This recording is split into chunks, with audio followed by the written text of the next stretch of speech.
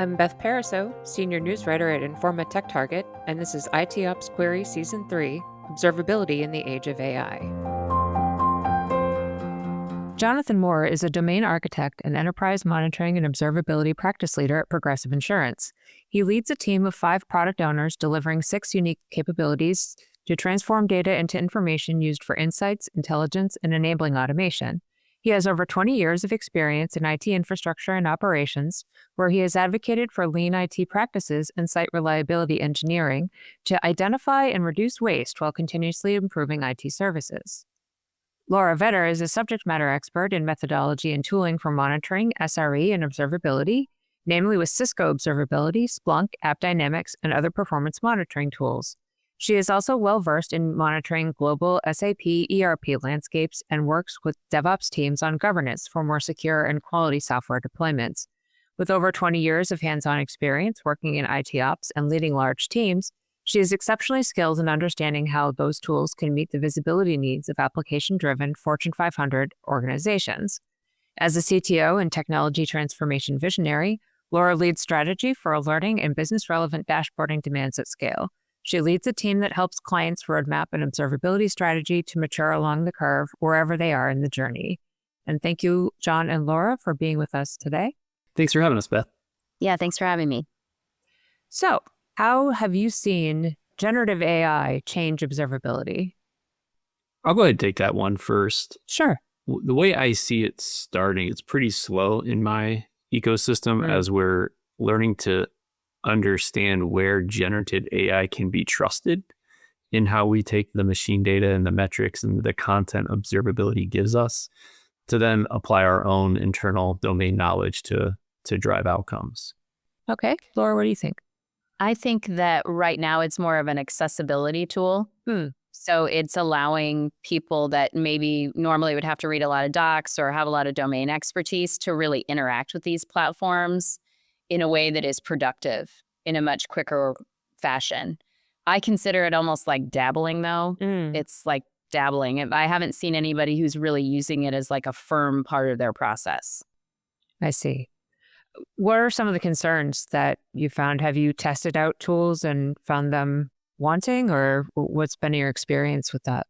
I think for me, when looking at solutions in the market, it's trusting the responses and the models that they're using. So you get that concept of the hallucination where a lot of the people that are working with these tools have a concern around, because the quality and care of the content of the insight is such a high value thing that it really growing into being able to trust.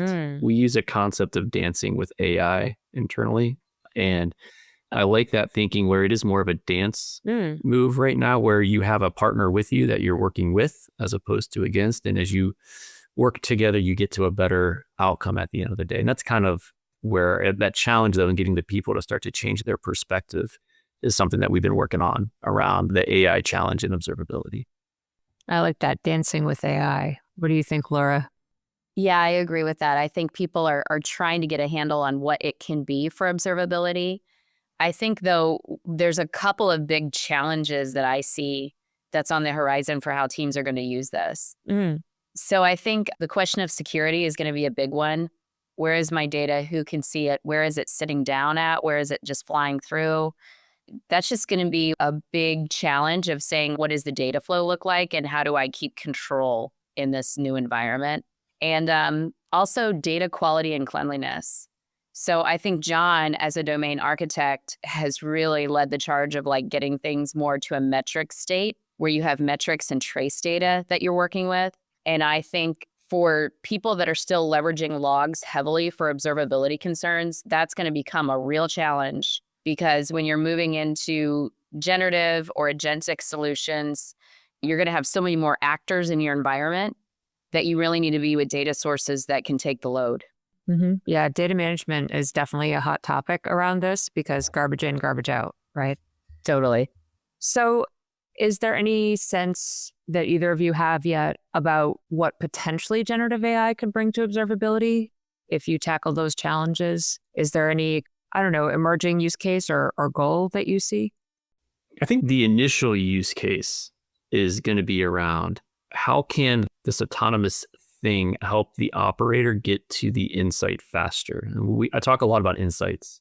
At the end of the day, our systems are producing an array of data that really has no value unless it's telling me something. It's too much that I can even comprehend at times. So I need something that helps me get to insight. I need something to detect an anomaly in a pattern. I need something to tell me that the needle in the needle stack is the needle I want to look at. It's no longer a needle in a haystack. With all these additional signals that observability has brought to bear with metrics and traces, there's that many more data points. I think that the coupling of AI and observability, and Laura mentioned it, it's important to think about the metrics though. Having a log, there's too much context for a human to be able to parse through. I need to convert that into something less contextual and more metric driven to make counts, to then really start with machine learning. A lot of my stakeholders, they look towards that nirvana state of AI.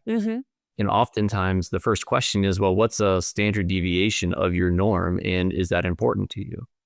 And you need to get back to the statistics conversations. And I think that's about where I see us starting to scratch the iceberg and figuring out what are the best places to apply machine learning within metric sets.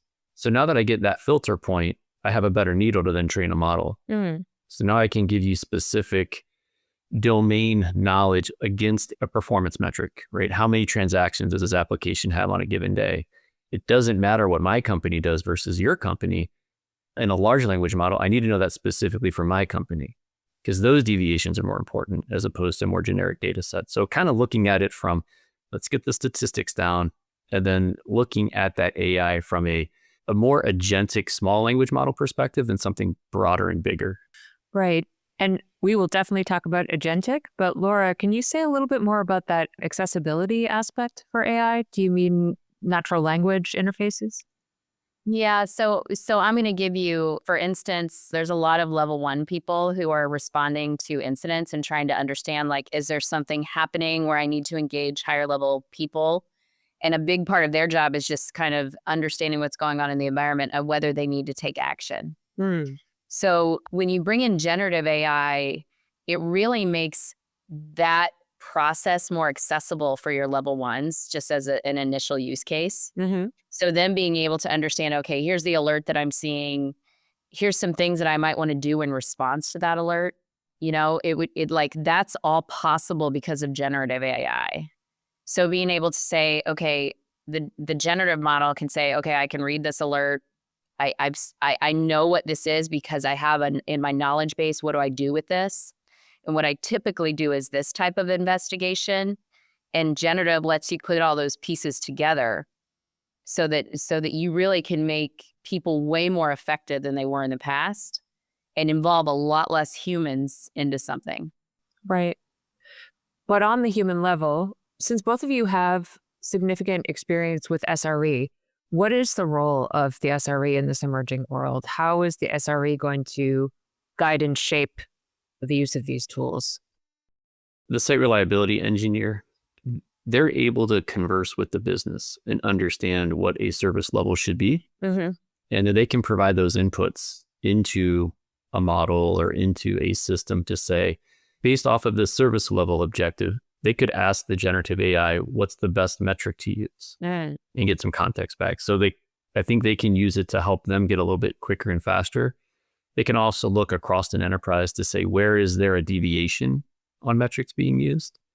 For me, a site reliability practice should be pretty consistent, focusing on your 4 golden signals. If you're familiar with Google's SRE, saturation, capacity, latency, and traffic. I think I might have misspoke on one of those. But besides that point, if you look at those signals, you should be a consistent product in your SRE practice that you can baseline anything against.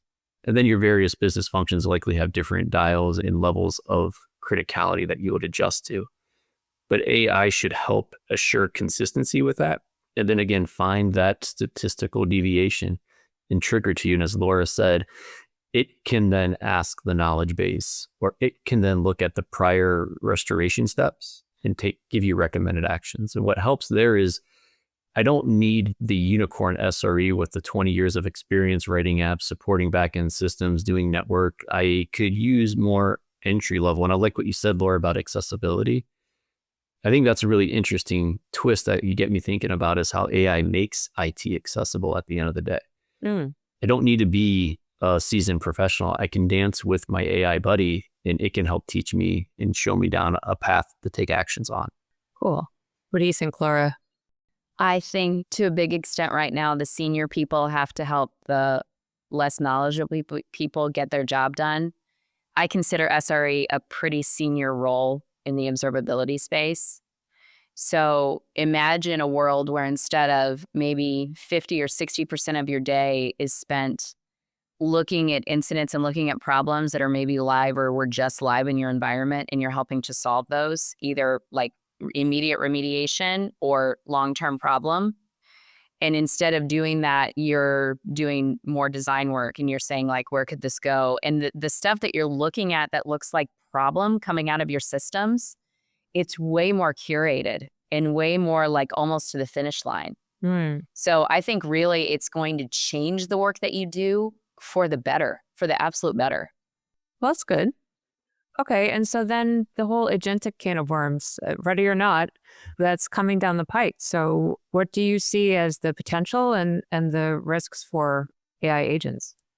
So the potential of that is, Laura kind of hit on it. To me, present a vision where the operator, the SRE, your on-call resource, they're not woken up in the middle of the night. So they get to work at 8 a.m. and they get their coffee and they enjoy their coffee. And then they look and they get notifications and like your agentic solution says, hey, John, we noticed an error within this application. It seems to be related to a change that occurred. We went in and notified the change coordinator that we're going to roll back that change on their behalf and pinpoint exactly where that seemed to have broken down. Hope you enjoy your coffee, right? If that's the vision of the agents, Right. What are we doing to get there? I think is more of how many do you need to do that? Mm. So I don't think in this observability space, there will be one agent. There's no Highlander agent to control them all. I think there might be a control plane that's evaluating and reviewing. That's probably where the human sits in. You'll hear a lot of human in the loop in these conversations, but the agents are going to go and be dispatched to do very bespoke, unique things in that workflow. Mm. And then if I go back to an even simpler like step, if you just look at a process automation step, get with your SREs, understand, or your on-calls, what steps do you take? Let's codify that. Let's find out the right classes for that codification. And then we can start to build those little unique agents within the environment, enrich it with the unique data for that specific class. And using tools, I mean, GitHub Copilot, there's so many powerful things out there that allow us to convert our knowledge into code and then let the AI enhance. So that's kind of the vision I talk to with how that agentic thing rolls out. I'll give it to Laura if you have any thoughts before we go to risks. Go ahead, Laura. I think we're at the absolute first yard line of a pretty big journey that I think is going to happen very quickly. I think a lot of the things that these agentic solutions are going to push, like a real logs to metrics, like let's get this done now. Now we have our reason. The ability to do a lot of machine learning with generative solutions that we've never had in the past, where it's like, show me the anomalies in this data set. Boom. Okay, I got that for you. Let me serve that up. Okay, I'm seeing some here. Let's look at the health of the business overlaid with this. All of a sudden, the work that you had these platforms do, you now have a lot of options. Like you can still have the platform do the anomaly detection, which obviously at first we would do that. But then long term, you really can put more and more into the agentic side and have that be kind of an owned capability for the organization. And then now it's more like, how fast can you stream my data? How fast can an agentic solution access my data? How inexpensive can I get this set up to be? And that is going to really be transformative, like this guy. Yeah. You know, I mean, those of us that remember used to like have to be home for somebody to call you, you know? Yeah. Yeah, like the smartphone that just, for those who are audio only, she held up her phone. Yes.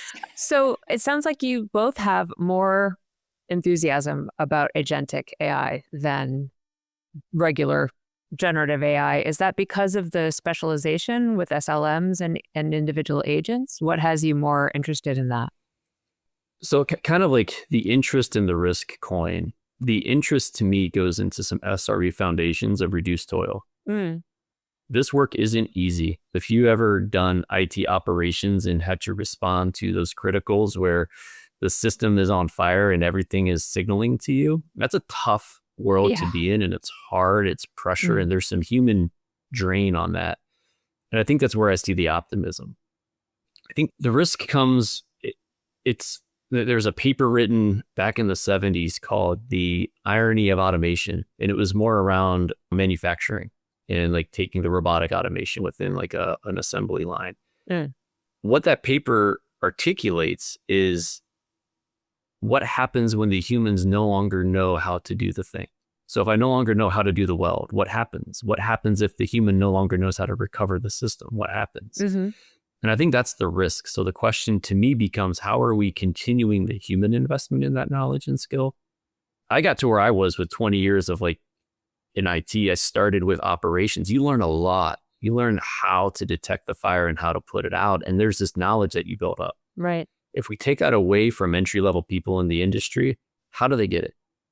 Maybe it's not going to be as important, but I think that taking time to think through that risk scenario is one that we should all, as leaders in this space, be really aware of, and making sure our stakeholders understand that with any feature advancement, right, there's trade-offs. As an architect, I spend my day brokering trade-offs. Like that's kind of what we do. It's here's the pros, here's the cons, and like here's the recommendation. But it's a brokering, and a stakeholder gets to decide, and we have to make sure that we weigh the risks of the economic benefit that AI is promising us and apply it in the right way.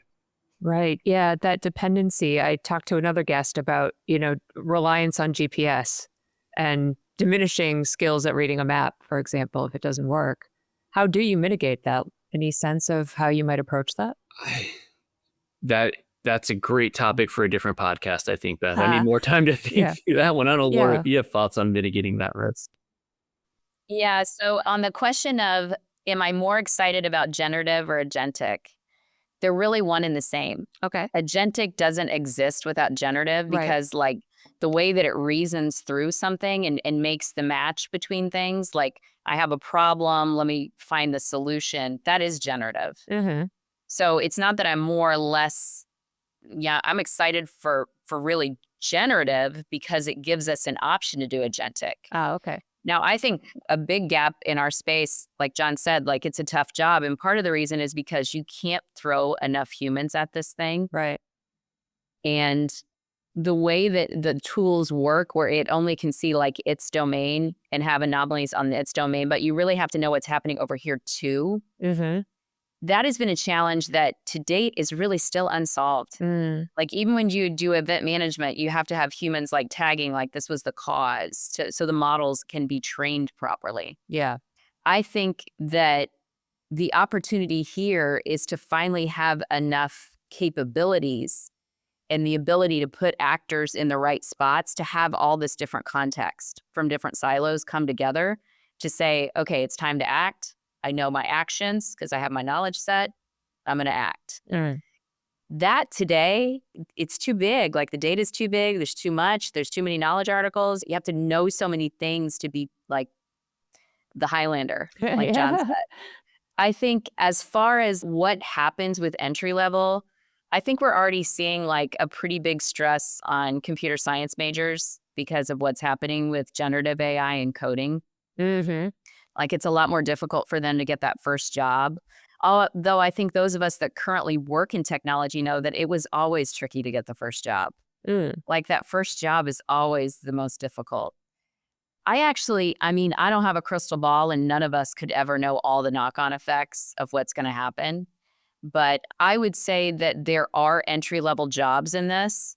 They're just going to look different than answering tickets and just working in an operations center. Right. Or kind of being a gopher for a senior SRE. Like those jobs, it's going to look different, but they're not going to be gone. Yeah. The fear that I've heard in the developer space is that there's going to be this gap between juniors that don't have a ton of coding experience because there are all these generative tools and seniors who are the ones that have the precious expertise to know when the AI is not correct. And then you have just sort of this hole in the middle. And how do you get from one level to the next? It sounds like that might apply to SREs as well. It might, but that almost like the product mindset in my brain, right? Like that's the opportunity then, Beth, Okay. right? So how do I take the 10-year veteran developer, software engineer, and make that digital twin of them so that the entry-level person can gain that experience and download it quickly? Yeah. I agree with that. I mean, recently one of my stories I've been telling people lately is like I took 2 hours one morning and did a whole bunch of things that took logs and made metrics and did anomaly detection and just set this little project on my own. Now, I'm not a software engineer, I'm an architect. So how did I do that? I used AI. And I think that it goes back to dancing. It's when we all got into the industry, we had our interview skills, the certain things that helped us. I think those that know how to apply the technology well are going to be the ones that are going to stand out and continue to have the opportunities and grow. And those experiences will come. They're just going to be different than yours and mine and how you've seen it in the past. But I think that's a kind of a story of humanity a little bit than just this AI and observability thing, right? Like we've always had to go through those changes. As Laura said, who leaves their home without their smartphone anymore? Good point. Good point. I mean, even when you had the car phone, the shoulder strap, right, and the big battery case, like you didn't go out as often. But as that matured and evolved, we all now have not just a telephone, but a music player device, the internet, AI right in our pocket. Yeah, if anything, the telephone's an afterthought at this point. Right. But Laura, you also mentioned that we're on the 1 yard line, but it's going to evolve quickly. So what kind of time frame do you envision? How do you envision this playing out? So the thing, Beth, that really changed my thinking on this is I had a client who used AWS Bedrock and like the agentic agents that they've already built to put together this solution where when a network event comes in, the solution gets attached. Oh. So it's like putting this guy's Google foo. Anybody who's done any kind of operations know you're searching incident tickets, prior knowledge base articles, and your ability to do that is actually kind of your value in that space. So he just applied his Google foo to agentic and he did it in 70 man hours. Cool. So that changed my complete thoughts on this, on how fast this can happen. Yeah. Wow. Okay. What do you think, John? How do you see it playing out in the future? I think starting on the 1 yard line, I think the first step is to make sure you have clear strategy. I love that story, Laura. Like that resource, he had a strategy. Like, how do I get this experience knocked out? I think you get your strategy clear. That takes you from the 1 yard line to the 20 yard line. And then once you have a strategy, then it's just a matter of how open are you to leveraging new technology and solutions to help you move forward? And if you're open to using an agentic system, a generative AI system to help you get more velocity, especially in a remote world a lot of us are still in, it's hard just to pick up the phone and call your colleague. They might be on 10 other calls or who knows what's going on. So if I can do a little pair programming with a co-pilot assistant and then bring in my human partner and then make sure we have good strategy, now I'm at the 50 yard line. And I think you can start to get some exponential wins all while you're doing, like, I'm going to stick with this football analogy, the blocking and tackling, right? Are you looking at your data? Are you making sure it has high quality? We touched on that earlier. If I start to bring in logs and the data quality wanes on them, and now my metric isn't being collected as it should be because the term I'm looking for isn't as I expect it to, so now I can't count it anymore. Now my machine learning breaks down and my predictive analytic breaks down. So that solution that Laura talked about, I can't attach it to the event because my data is no good. Yeah. And so you have to be watching all these things as you're rolling this barrel down the road to make sure that you have those checks in place and use that AI and the observability patterns, use metrics on your data, understand your schema, understand the size. Like if this field is always 32 bits and now it becomes 40 bits, what happened? You need to treat everything as though it's an application using observability techniques. Yeah, that's another question too, is as these AI applications become commonplace, whether it's something that your company offers to customers or is in use behind the scenes, that also is going to change the operation and management of those tools as well. Is there any sense you have of how that's going to evolve?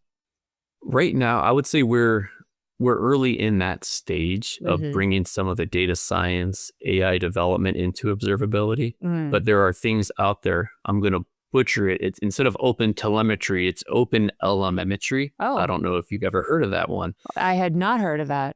but it's a branch of open telemetry for large language models. Now, what's it doing? It allows you to put instrumentation into your model so that you can get metrics out of it. Like, what are those prompts? What's the context? What data is going in? How fast are you responding? And I think that's really where this kind of conversation might start coming all around together. Is AI is just software. If you want to make sure your software is running well, do observability. If you want to make sure your AI is doing well, do observability in it.